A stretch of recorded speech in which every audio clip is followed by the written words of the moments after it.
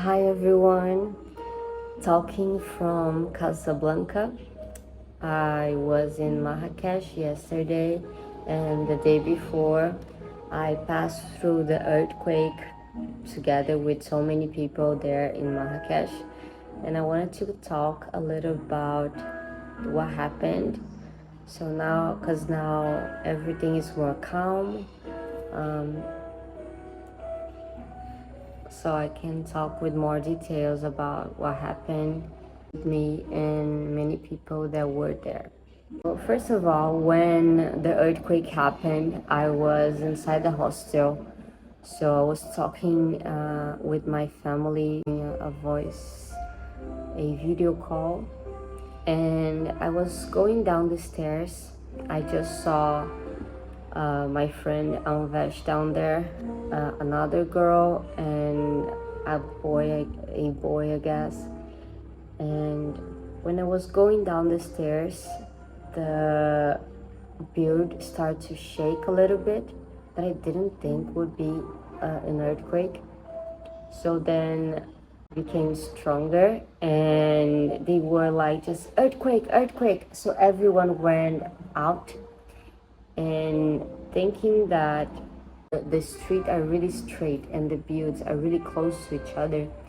I thought like if something is going to fall, I think that the build is not going to fall like just right now. So it's more safe for me to go up. So I went up with another German guy. I guess he's German. I don't remember right now. And we stayed there for the wave, the shake stop. And then some guys from the hostel, they just went inside the hostel to call us, to bring us from outside.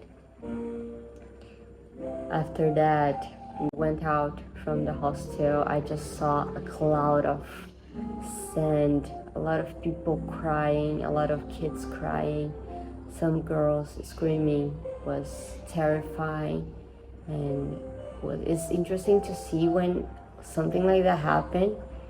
You think that you're going to die, and you don't know how to act. It's really different and really interesting to see. So people were running, and I thought in that moment like, okay, I need to go to an open space. So probably everyone is going to run to whatever the place if they think it's more safe for them. But actually, the people from the hostel, they didn't think that. They think like they needed to save everyone. They needed to protect everyone. So they put all the group together. They were always counting how many people were there to check if there's no one missing. They put us in a part that was with no buildings, or at least more open. When everyone was reunited, they asked us to stay together, to always stay together and don't miss anyone. So if someone is missing or if someone has something, to tell them. So they put everyone together. They were always, I was always watching like builds on the floor, people screaming, and they were always calling someone to try to find the safest place for us to stay. After that, he found a place. One of the guys, they found a place, and we went there. So they asked us to go together to this place, and while we are going there, I don't know why, like they are just amazing that we needed food and water, so they provide that to us. So we were in the middle of the street going to the safe place, and they just brought us water and banana. I think when I saw that, like the work these guys did, it's just impressive, because if they the normal thing people normally do is to run out and save your life, but they didn't. And they not just did this, they keep us together, but they also provide us food, provide us water. So we arrived in the first park, but they thought was not so safe, still not so safe for us. So we walked more to go to another place, and every part we just saw so many people crying, a lot of people. The people were all in the streets. A lot of them made some camp in parks. A lot of people praying, a lot of people crying, a lot of kids crying. And then we arrived in this park that we slept. And when we arrived there, we saw so many people with like blankets and things like that. They were prepared to sleep in the park, and we had nothing. Like, I didn't care any. I was with anything. And the guys from the hostel, I don't know how, they brought blanket for us. So they found a comfort place. They put blankets for us to sleep. They brought us food. And the night was so cold, but at least was everyone together. Everyone from people from all over the world were together, sleeping together in the floor. And looking around, you could see people praying, people crying, kids crying, people laying down on the floor, waiting for another quake to happen, and didn't know what to do. Was a bit desperate, but also we were together, so that we made some friends. We became friends, and we started to make some jokes to make people laugh and be more chill to pass the night. And it was memorable to be in that tragedy moment, but with so many special people making us laugh. We playing with each other, making everyone laugh and trying to feel more safe and forget a bit of what was happening. And yeah, so we slept in that place. We had pillows and blankets in the middle of like the tragedy. Was something that I got really impressed by their attitude. It was they are my heroes. This is one thing I have to fantasize here. They are my heroes. And so after that we tried to sleep. Some of us slept, some of us didn't. I didn't sleep. I tried to lay down a little bit, but the chaos and the worry about something happening was always in my head, so I couldn't sleep. And I saw so many of them, these guys that work in the hostel. Two of them, they were seated in the park. They were seated next to us. Some of them were with us, but most of them didn't sleep. Some of them that slept was like 2-3 hours. So in the morning, they tried to see if we could get back to the Medina to take our things, because a lot of us wanted some things like a jacket, things like that. And the police blocked the Medina for us to enter. Also, the airport was closed. No one could take flights. After that, they were always checking if we could go back to the Medina. And they were worried that we needed breakfast. They were worried that we needed breakfast, and they took us to a place for us to eat. And after that, they took us back to the Medina. when we arrived in the Medina, was like, you need to hurry, take your things, pack everything, because it's not safe for us to stay here, to stay inside here, because if the earthquake happens again, probably will be stronger, so you need to, you can't be here, we can't be here. So we packed everything, and while I was packing, Sadia, the girl that works in the hostel, I think she's the owner, but I'm not so sure. I know that she works there. She